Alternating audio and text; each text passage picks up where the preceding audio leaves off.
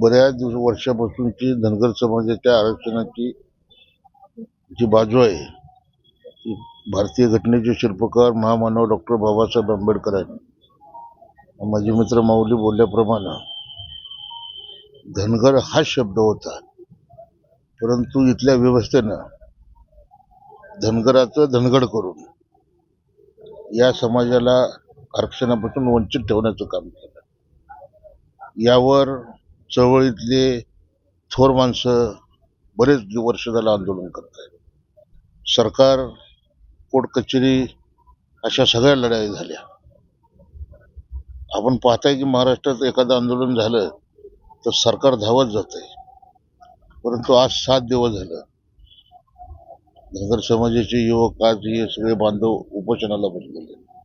शासन म्हणावं अशा पद्धतीनं रिस्पॉन्स देत नाही आणि या आंदोलनाला एक बहुजन समाज, एक आंबेडकरवादी कार्यकर्ता म्हणून पाठिंबा देण्यासाठी मी इथं आलोय. माझं एवढंच म्हणणं आहे की सरकारनं धनगर समाजाला जे बाबासाहेब आंबेडकरांनी आरक्षण दिलंय ते धनगड आणि धनगर याची गफलत न करता सारासार विचार करून जे हक्काचं जे बाबासाहेबांनी दिलंय ते आरक्षण धनगर समाजाला मिळावं आणि ह्या लढ्यात आम्ही पूर्ण त्यांच्या संग खांद्याला खांदा देऊन याही पुढे काम करणार.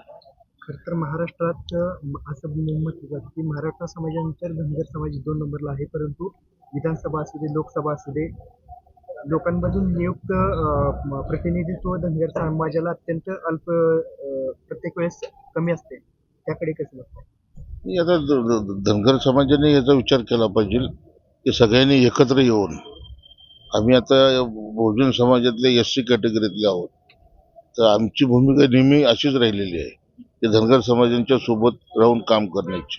माऊली आम्ही आज 25, 30, 32 वर्षाचा काळ गेला. आम्ही आजही भले पक्ष आमचे वेगळे असतील, पण एक बहुजन समाज म्हणून आम्ही एकत्र काम करत आलेलो आहोत आणि याही पुढच्या काळामध्ये ही ज्या आमची जी नाती आहेत ही जर व्यवस्था अशा पद्धतीने जर आमच्याकडे दुर्लक्ष करत असेल, आता एकनाथरावजी शिंदे आमचे मुख्यमंत्री कर्तबगार मुख्यमंत्री आहेत, त्यांनी जातीने लक्ष घालायला पाहिजे होतं. एखाद्या ठिकाणी उपोषणाला 4-4, 5-5 मंत्री पाठवले जात आहेत, परंतु आज 7वा दिवस झाला, कुठल्याही पद्धतीच्या हालचाली शासन स्तरावर होत नाही.